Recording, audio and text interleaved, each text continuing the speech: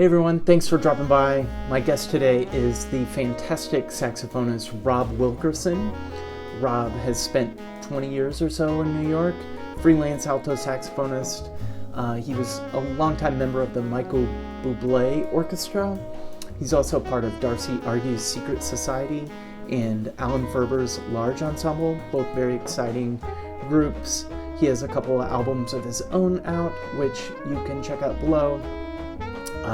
One thing I really love about his playing is that he also plays classical saxophone really, really well. And we talk about all of that. So I hope you enjoy. Thanks again for dropping by, and I hope to see you next time. Let's try it.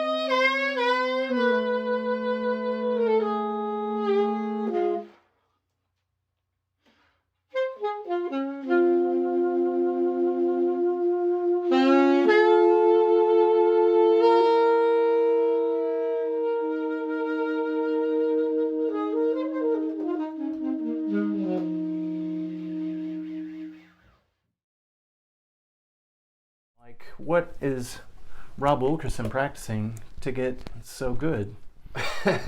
Yeah, what is he practicing?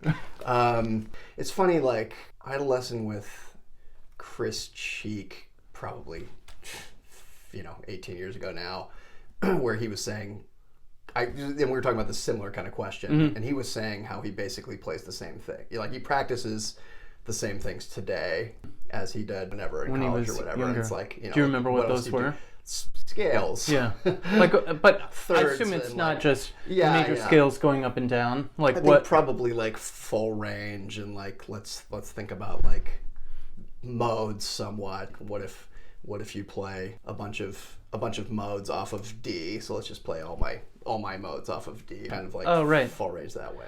I took a lesson with him too, and I remember he had this exercise where he had me write out every mode of all minors and major starting from C. Oh yeah. That's interesting. That's kind of what I'm talking about, yeah. How do you break your practice up? I like to do a little bit of everything all the time, honestly. For me, I like doing things in keys. That's been the most successful thing to me was doing things in keys, period. Like doing different keys? Patterns or scales or whatever it may be. Do you work on, are you like certain patterns that you for me, it's like patterns? More like 2-5-1 kind of thing. They don't end up coming out in my playing that much, but I like doing them. Scales are, they're great and they're super important. And fourths and all that, and like minor fourths, and just making sure you do all that stuff full range. But for me, the things that have really helped me play jazz anyway are learning patterns and keys, and learning melodies and keys, like longer things and keys, and transcribing solos. Who are some of the first saxophone players that you transcribed? I did have a bunch of like records, so I was listening to like a lot of Train, and like I got that Sunny Side Up record. Did you transcribe any of those solos? I did, yeah. I mean, I did both of their solos on Sonny Rollins and yeah, at some point on that. But yeah, Eternal Triangle, you're talking about. it's amazing. It's just they're both so great. It's funny, like that used to be like it used to be something that you would talk to your friends about, like, oh man, he cuts blah, or like say that on Tenor Madness too, so right? silly. With like Train, like, right. Oh man, like, Yeah. Train cuts Sonny. It's just like, well, does he? Yeah, also, same thing. I come back to that one also. It's like, I'm not really sure that he does. And also, it's beautiful. A few years ago, you told me you were transcribing, was it Blues for You? Oh yeah. Did you ever finish that? It's gonna happen soon. That's something that's in the cycle of that I'm shooting right now. I'm doing that. I'm doing this Dick Out solo. Oh, which one? It's actually a personal bootleg. You Stepped Out of a Dream, and it's amazing. I got it. I recorded it at this. There was this like Lake Placid Institute in the '90s that had like a summer thing, and I did the first year, and there were a bunch of amazing players on that thing. There was like 2 big bands, and JC. That's where I met JC Sanford, and John Abear was there. There was just like stacked bands. It's just all these great cats, and Joe Lovano was supposed to be like one of the main guests, and he got injured. He was like, people know about this because it was sort of in the news at the time, oddly jazz news, that he like tripped over a mic stand or something and got injured and had to stop touring in the midst of '90s Joe Lovano stardom. So he couldn't come, and so Dick, I think, was maybe only supposed to do like a week or a few days, and he ended up staying for the whole 2 weeks, which was a godsend because amazing. It was just so great to have so much time with him. Was Brookmeyer there too? It was a Brookmeyer thing. It was like McNeely and Brookmeyer and Maria Schneider were the 3. Every band, 2 bands, each band got Bob for a week, and it was great. I still talk about stuff from that today. I remember one of the most memorable things he talked about was eighth notes, make the eighth notes gooey. He was kind of talking about the Basie band and like, basically like laying back kind of being a misnomer. I mean, they could be like sections that they're obviously like purposely laying back, but like, people I think thought like everything's laying back. Lay the back behind the eighth note. He's like, no, they're actually like the most in time eighth notes that they could possibly be. The first eighth note on the beat is like just right on the beat, and then the second eighth note kind of like to make you not worry about it, like make it gooey, so it's just like da da da da da da. I just think about the way hearing like Clark Terry play, almost even but also super swinging, and like, instead of saying like triplets, which is a great starting point obviously, but also it changes, right? Like gooey can be fast, or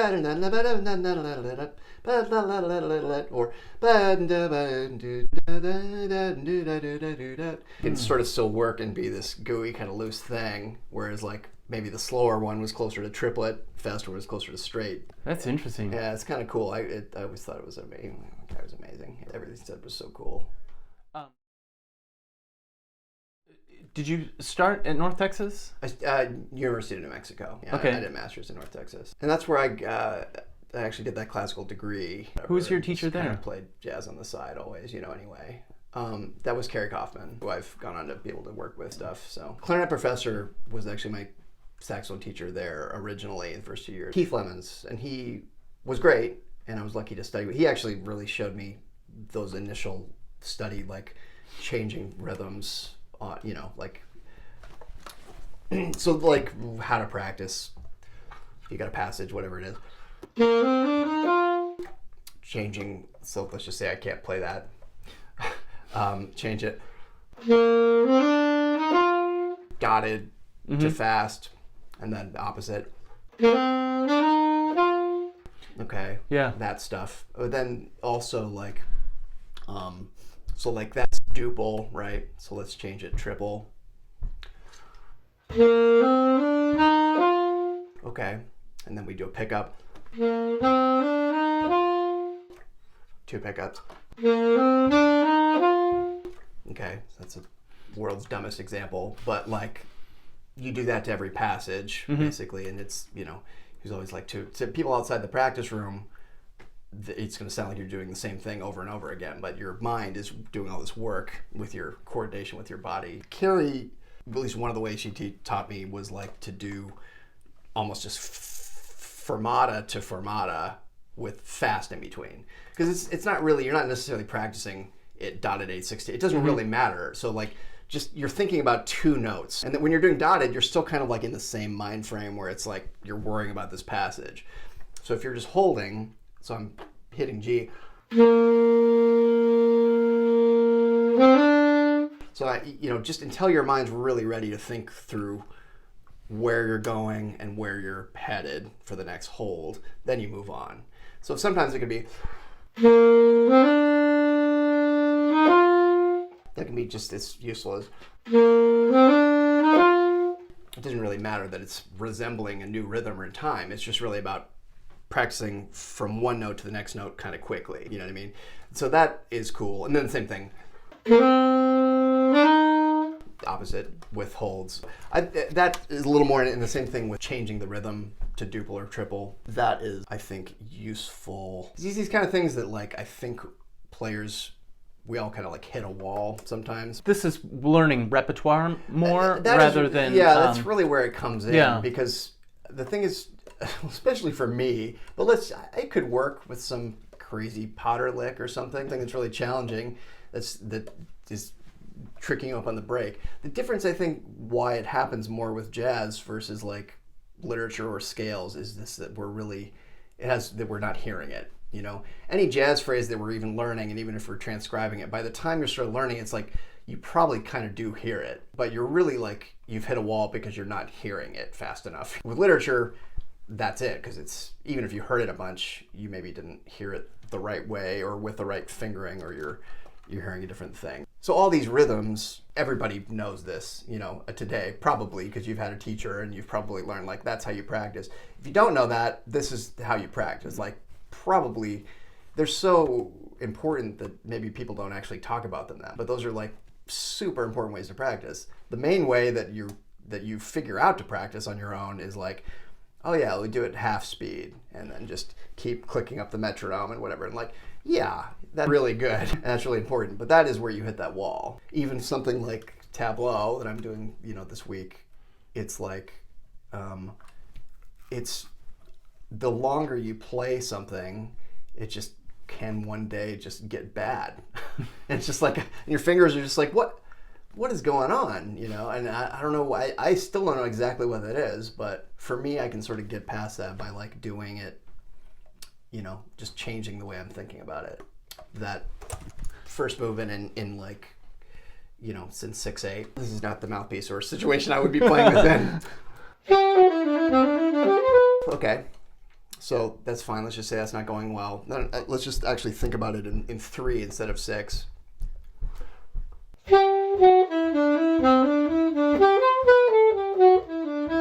Okay, articulation we don't even have to worry about as much, but it's really about feeling it in that new pulse. Okay, then you go back to the 6, and it's just like, oh, this feels light again. So I don't know how many, it seems like a pretty common thing with that wall mind thing. I don't know if everybody has that, but like, funny how many years have we been doing this, but it's just, it is a maturity thing. Kind of, it's a belief thing, because weird things just happen. There's nerves, there's just weird things that come in when playing, and I think that's okay. Just to get back to the exercise you just did, I think it's really great in a way that notes that you felt comfortable were going to be on the beat now are suddenly like on the upbeat, or vice versa. Upbeats are now downbeats, and I feel like it makes your digits like more secure or something. Am I playing this even, or am I getting into the dance of 6/8? This is not from that piece. Whatever. Okay, it feels fine, but like that was a little sloppy, right? So we can go and we put it on a computer quantizer. We realize it's like, oh, it's not super even. That's how music should be sometime, and that's fine. But like, does that evenness add to the music. The main thing that I'm doing in music, and I talk about with students, and anything that anybody wants to do, is like, it's very little like, is this right? Are you doing this right? It's just, I want everybody to be able to like, are you doing this because you are choosing to do this, or are you doing it because it's just out of your control, you know? And that can be okay too, but, and obviously there's lots of music that we love that's just kind of free form and just has this like one idea, and they just like play the hell out of this idea, and it's just like, oh man, it's just pure emotion. But like, I don't know, the kind of music that we're talking about, I mean, just this kind of jazz, and also like playing lots of different styles in general require like lots of different control. Like, you know, is that purposeful? That are changing the color on that on purpose, you know, okay, well, try this. Now you have an option, and yeah, maybe you're going to want that C sharp to be open and have that kind of hollow sound, or maybe you're going to want it to be a little covered and match the D a little more. So, you know, it's just like awareness. And so like, that's improvement for me. It's just like making choices and like having ideas, right? Like ideas. So, oh, that's really great. Yeah. The thing I've been kind of working on generally, partly because I have a little more room and can play a little louder now than in my Brooklyn apartment, is, I don't know how useful it's going to be. I don't even really like playing up there, but trying like to add some range to my scales. Oh, the altissimo? Yeah. And so like thirds and stuff, and you know, it's ugly, and just trying to get that together. And so like I'm adding some range up there and just trying to do like patterns. I like to slow down, similar to like playing things in every key all the time. I you know, there's some people that are like, seem to be really worried that they're going to lose their shred in the register they can play, so they'll play fast up to where they can and then go half tempo for the upper range. I like to play the whole scale where you can. That's probably pretty slow, but I think that's what it's all about. It's like back to where we're listening and like thinking about things differently. This, you know, we know what the scale is. It's the full kind of connection to that sound, full range. So like, yeah, it will speed up eventually to whatever it can. I mean, maybe there's some things around the break. There's probably some times that you might just want to practice your old style full range scales that only go up to F or F sharp or whatever, just to like get you ready for an audition or something. You know what I mean? But I think it's cool to do that full range kind of stuff. Yeah, I feel like there's something meditative about it when you like slow it down, and then just it goes back to what you're saying. Like it feels like intentional, and you're not. I'm grasping this, and scales can feel so unmusical anyway. Yeah, yeah. So like let's try to make the music. In some ways, scales are thirds. It's a perfect story. You know, it tells us it goes up, it goes back down. It's like just a very nice harmonic tale. You know what I mean? So interesting. For me, I have some old scale books and scale patterns that I reach into. Do you have things like that? Yeah, I mean, I like doing. There's a saxophonist. I think he plays in the Don Cinta Quartet. He has a book called Chops. Went to Michigan. He's teaching somewhere up there now. And it's really thick, and it just kind of has everything in it. Really cool book, and it contains a lot of like these kind of things that we're talking. It's kind of like he wrote out a lot of. I think it's cool. In answer to your question, I like to do flute books. Cool. Right. Is that Gobert? Is that Pafnel Gobert? Yeah. It's great to do like those arpeggio ones. I don't know if I can do it on.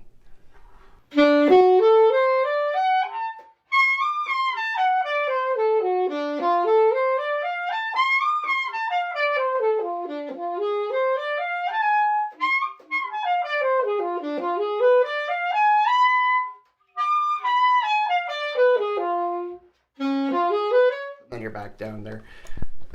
You know. Oh yeah, that's great. I obviously haven't done that recently because I'm forgetting how it goes. Sounds good to me. But that's what it is. Mm-hmm. There's things that are on flute that are like more the kind of things that we want to work that are like obviously that's reasonable on flute, and And now reasonable on saxophone too, but like. Can we talk about what gear you're playing? Oh yeah, yeah. This is one of the newer, but not the newest Selmer. This is the reference. So pretty. And yeah, it does have. I get more compliments on this. And more noticing, like, oh, almost like a vibe at the Union when you're playing it, like, whoa, what's the deal with your horn? But this is kind of like, I think their basic lacquer color for that 54. Yeah. But it is funny because so before this, and I think when we met, I was playing my Series 2 still. Oh, right, okay. And that is basically like this kind of lacquer like that. And yeah, it's interesting. This is pretty old, but it's really stuck on. There's not really like a part you haven't worn it off? So it does a little bit here. That's it. But it's like, yeah, it just really does look very new. I wonder if it's like a thicker lacquer, what they did with this thing. I've always loved your sound, so this is not a question like, what's the deal? Like, your sound is glorious. I've noticed you've always played modern horns. Yeah. I don't know. I mean, is there... Yeah, so the reason was because I got into classical stuff too, I might have been playing a Yamaha at the very beginning, but I did end up getting my Series 2 probably when I was around 21-ish, when I started getting a little more serious about the classical thing. Part of the classical thing and part of like, it's very nice that you have a compliment for my sound because you're one of my favorite sounding alto players, also musicians, but it's like, I was kind of like hot shot alto player for New Mexico as in high school, and whatever I had heard from a teacher of another student that I was described as having a laser tone, and I did not like that. You didn't like it. Anyway, it was a chip on my shoulder for sure. When I got to work with Carrie, I just think I didn't really know classical music, like I just learnt stuff and played a recital, probably with other people, but she definitely got me to think about like sound matching, just a deeper level of like, I had heard Cinta before I studied with her, and it was one of my favorite sounds that was in my head, that kind of stuff, but I hadn't really thought of how to approach or get that. So she got me into thinking of that kind of a sound. So for me, even though Cinta played a Mark VI on American music, it's there, but he doesn't anymore, or didn't for years. Right. There's a little bit of like an arms race with classical saxophone. The more you're gonna take it seriously, the more you kind of need a horn to sort of help you do some of these things. Oh, interesting. I think the classical schools are actually, getting more. I think a lot of people from these different schools are actually studying with each other, and it's a lot less like cliquey, and it's not. I teach and play jazz mostly. I love teaching and playing the classical music too. There are a lot more people today doing both too than there were when we were kids. True. I mean, doing both like at a high level. Yeah. But look, I get it too. Ebert and Glazunov and Tableau are not, Maurice Tableau are not what Tim McAllister's, playing and learning. Like this stuff is, it takes all your time, and then it's a level of control. So he's playing, whatever, altissimo Ds to Bs very quickly and able to really control these things in a way. So look, he's controlling the saxophone in a way. So we're talking about a different kind of thing. So like, look, if you're like a experts focus on that thing, that's going to take some time. And if you're that deep in improvising, I don't know, you don't really have time to get to that level too. Like, I don't know, McAllister and Chris Potter or Michael Brecker, whoever you want on the jazz side, like, there's similarities in the way that they can just play the absolute crap out of the saxophone. Then that's where it ends. It's like the way you're thinking about it and all these other things. It's like, what a trip, right? Yeah. What mouthpiece are you playing?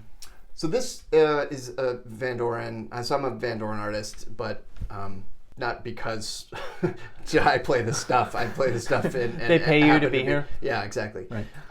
I really love it, man. It's like what is that? V16, which I switched from a Meyer, which I played for years, and yeah, it's been pretty much doing everything I want, and it's cool. And then for classical, I use the Optimum AL3, which is like kind of C-star-ish opening, like a 3-ish, I think. And yeah, I like it, especially for mid-century French playing. Yeah. You know what I mean? I think you just want that warm, round thing, you know. I started basically like just working through reeds, alternating reeds, kind of one of the basic first things that you are told to do, and I just never really did it consistently. But I kind of did start maybe like 4 or 5 years ago. So like have, you know, you get a reed out of the box. I don't even necessarily have to soak it, but like just whatever, wet it, put it on, play it for not too long, maybe just a couple minutes, just even a couple passages or scales or whatever, and then put it away for a day, and then have like 4 of those that you get started, and those are your 4 new reeds. And then do that every day, play them a little longer, and then hopefully, so eventually these become your 4 reeds. I get another 4 going that are like that, the new ones version of that. So like, I have 4 reeds that like, it's crazy. I maybe play every reed out of a box. Where do you keep them in? I have like an 8 reed box with like a slight dampening mechanism. That changed in Las Vegas, but it seems to be working okay. But yeah, 4 of those, and they seem to like, and it's funny, man, it's like there'll be one that's like really hard, and that just eventually kind of could be a performance reed at some point. Like it just breaks in. You know, one thing that like I used to really get frustrated about is it will be like just too hard to play, and it's just like I'm just trying to like and huff up through it, and instead I'm just like, okay, well, let's just get it vibrating for a few minutes. It's just like I'm having to trip this incredibly soft reed, but like I just will play it soft, just get this vibration going, so I'm not like feeling like my throat's hurting because I'm pushing anything. Let's just get through playing through a transcription, anything, and it feel good, but like you play through it a little bit, and I haven't had to work on them, and they all kind of end up being a reed. And some of them, sometimes the hard reed will be like, oh, this reed plays great today, and now the reed that I thought I was going to use just by rotating them. Yeah. And do you ever use like the Regeek or anything? And I used to, but it's just kind of been working for me, you know. So rotating the reeds, keeping them moist at all times? Slightly, but it's like a 70% damping thing. What reeds did you say you play again? I'm playing like 3.5 Java, red and green for jazz, and blue box for classical. Yeah. 3.5? I'm using 3.5s now, and I was using 3s forever. I have a super mega really hard time choosing things, even like sound in my head from day to day. So like the more things that enter into the equation, it's just like, that is kind of, is it helping? Is it getting me closer? It's it's kind of why these like little added weight things that you can put on your horn. It's like, or there's like a metal to metal thing that some people make that touches here, and I've used them, and it's like, that is definitely different. You know what I mean? Like that's different. And like, oh cool, it's good. And like, I have no idea. It's more resonant maybe, or less resonant, or like maybe I don't like the way that it's resonant, or it's definitely different, you know. And the same thing with these weight things. It's just like, oh yeah, I'm feeling that. It's definitely, no kidding. That's definitely a thing, but I'm not sure that that's what I am after. So kind of, even though I'm saying all these kind of things that I do, I want to be able to create a lot of different sounds on whatever. Like, here's like, so this is my jazz.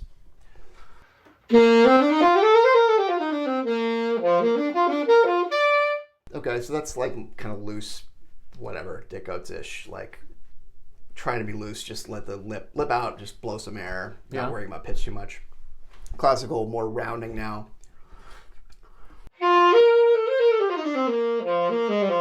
This reed is especially bright, so it's not really even as close as I can hear it. Get. I hear what you're...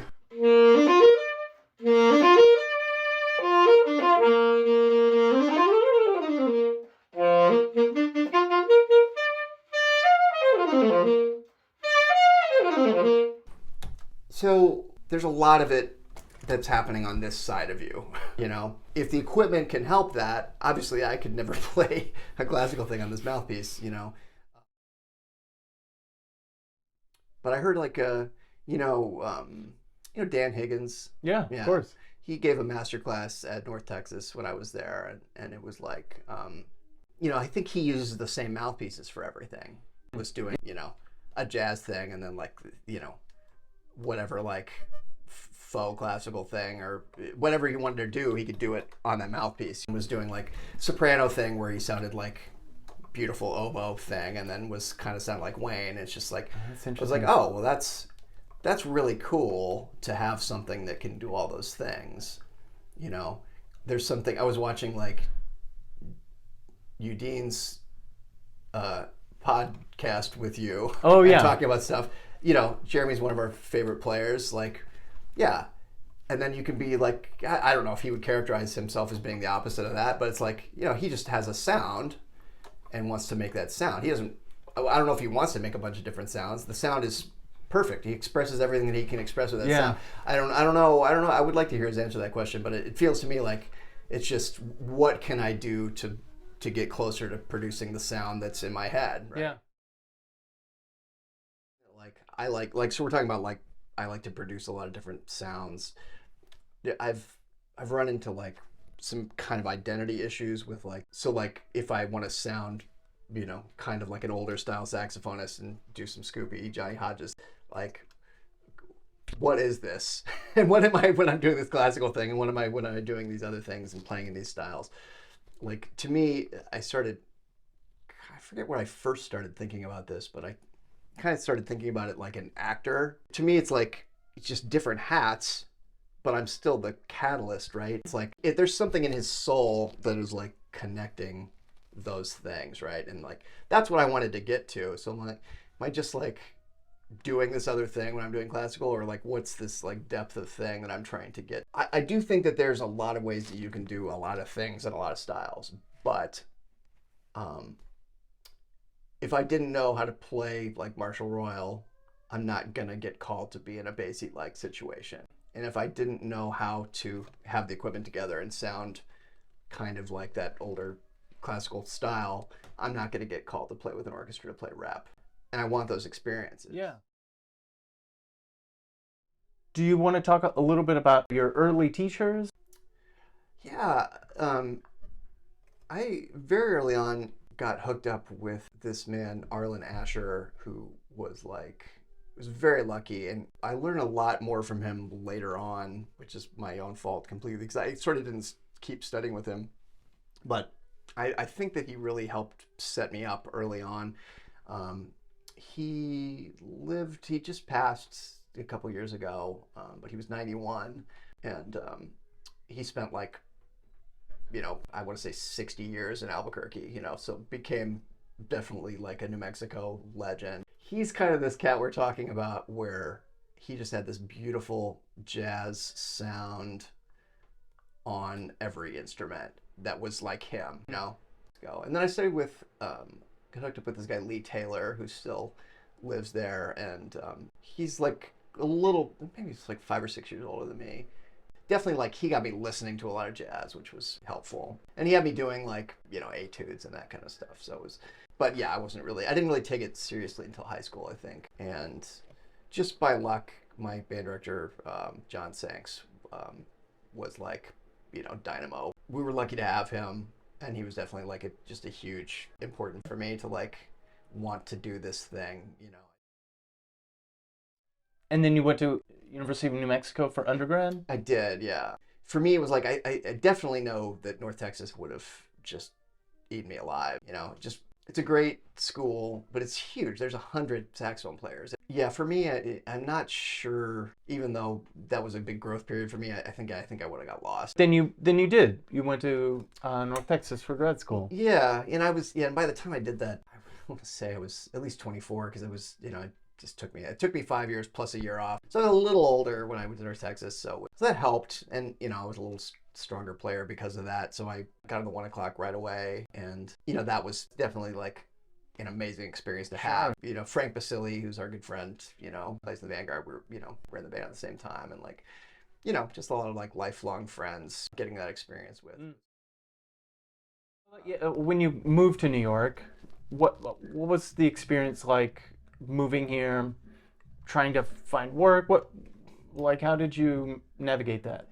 Yeah, it was, as everybody says, probably that first year was probably the most lonely year of my life, and it wasn't even that bad, but it's just whatever you know and whatever you think, it's just New York is going to be, it's going to be a challenge, I think. Getting work and like yeah, so like that was what like did that was the reason I came, is to get excited and like be part of the scene somehow, or imagine whatever. That's the main thing, is you imagine something, and then it's just like, oh, maybe this doesn't really exist like you imagine. There were a bunch of guys from North Texas that had just moved there. Bill Campbell and Frank Basile are two of them that did a house together. It was like down the street from the Ferbers, who lived with another friend of ours from school, Mike Blanco, who you probably know also, but he was in North Texas with us also.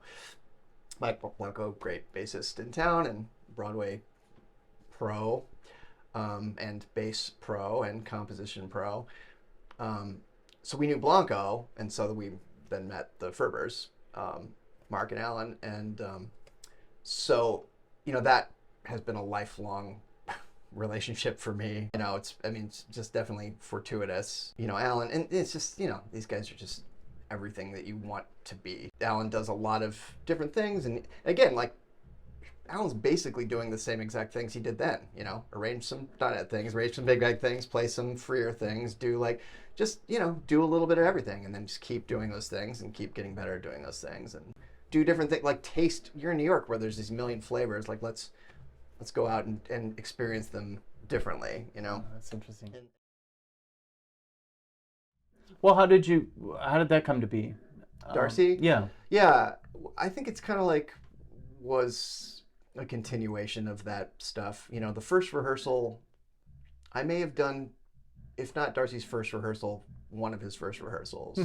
And it was Will and I don't know if Joel Fromm was on that rehearsal or not, but he was definitely doing kind of that rehearsal. Josh Sinton was like coming down for some of those, even though he still lived in Boston, because like, he's the only person that could play some of this music for Darcy, that like was like this in, out, in, way out stuff, and so like he'd played with Darcy at NEC, and so it was like, he had come down. Sebastian Noel had also, it was the same thing. Yeah, and you think about like that early Darcy music too. It's like it has a lot of different things to it, but it's like, oh yeah, the guitar thing was already really strong. So it's like, oh yeah, well, Sebastian. Yeah. And also like these Barry things that are like, yeah, there's other people that can do it. Is it Lizard Brain? Lizard Brain was the one. Yeah. The one. So yeah, maybe there were different people doing that, and there were a lot of different people in and out. Some of that early music, Chrysalis has like a big alto flute. Is it alto flute? Yeah, I remember that. Yeah, I forgot about that. Has an alto flute. That was one of his original like 3 pieces that he had. And so like, I didn't own an alto flute back then. So, so who knows if we did a rehearsal even what that was? It was probably just like, ooh, is this something? Played it on flute or tried to, who knows? And I'm sure Darcy was very nice about it. And yeah, and so some of those rehearsals I did in and out, maybe in different chairs or whatever, and then, of course, then he got Erica. So I think Erica did the first gig, and I think Will did the first gig. I think that Will got busy, and then Darcy started calling me to play second alto. I wasn't on that first gig that some cats talk about that were on that gig, the night, like Sam and John and all that. There are a lot of, surprising amount of original members for like a 15-year thing. When did the Bublé gig happen? What? So exact time frame. So that might have been part of it too, as I was actually out of town for the first gig. But it was like that period. 2005 is where all that kind of happened. Darcy started his band, and Bublé expanded from 4 horns to 8 horns. And that was a similar kind of thing. It actually was Justin Ray, who was my friend from growing up, that played trumpet with the band for years. But Mark Small, who was college roommates with him, and I knew Mark Mark was the connection for Bublé. He was in the four-horn version, so he had been touring, and then they expanded. And so me and Frank Basili joined for like, it was like a three-horn thing back then in 2005. Three saxophones. Three saxophones. 4 horns to 8 horns. How long did you do that? I did it, I kind of left, I've had some health issues, so I left for a couple years in the late 10s, and then I did this last tour before the current one they're doing, like that led up to the pandemic, and I kind of finished it. But I did just quit touring with Close Michael. to 15 years? Yeah, about 15 years with a little break in there. I know that this is a silly question, but how do you practice? Like, how does that work when you're on the road, especially so many horn players?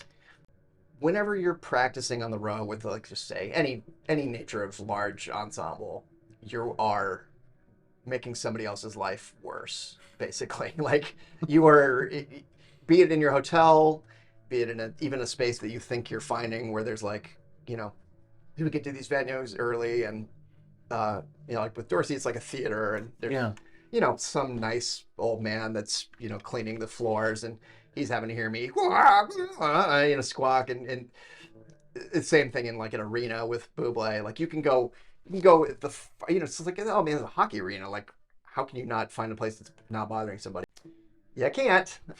And, you know, there were like, over all those years, there were definitely like years where I just gave into that. It's just like, all right, it's fine. Like, I can play the gig, and this is fine. And then there were times where I was definitely like, I'm going to be the first one up. So if we're not at a hotel, we're in an arena, like, I'm going to be up with the crew, and I'm going to be shedding somewhere, bothering them.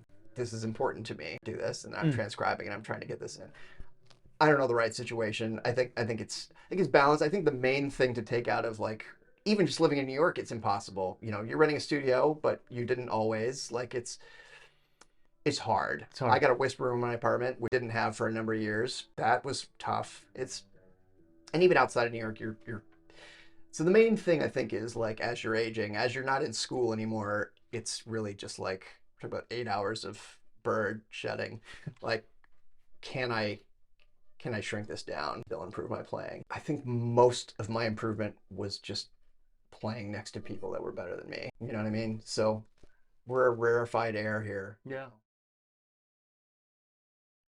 Not necessarily, but, like, I wonder how you feel about, like, what's happening in New York today, and, like, what it means to, like, have a career in this music, and like what you should try to do, and, like, what should we have tried to do, and, like, I don't know. do you have any, like, good question, insights about that after all this time spent here?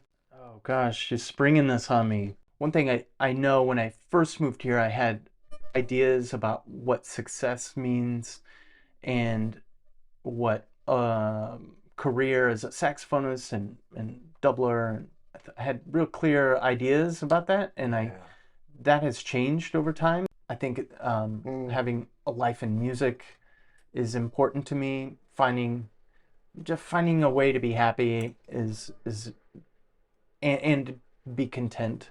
Yeah, man. Yeah, but it's hard. Do you want to play another? Yeah, you want to try?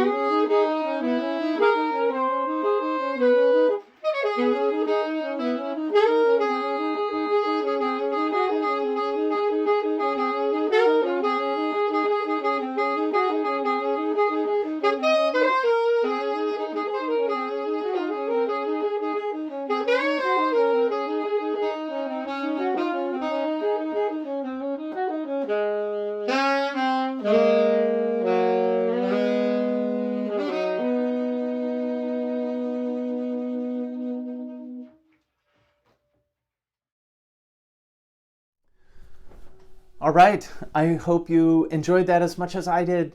Thank you again for dropping by. Please check out all the music in the links below, and hope to see you next time. Bye.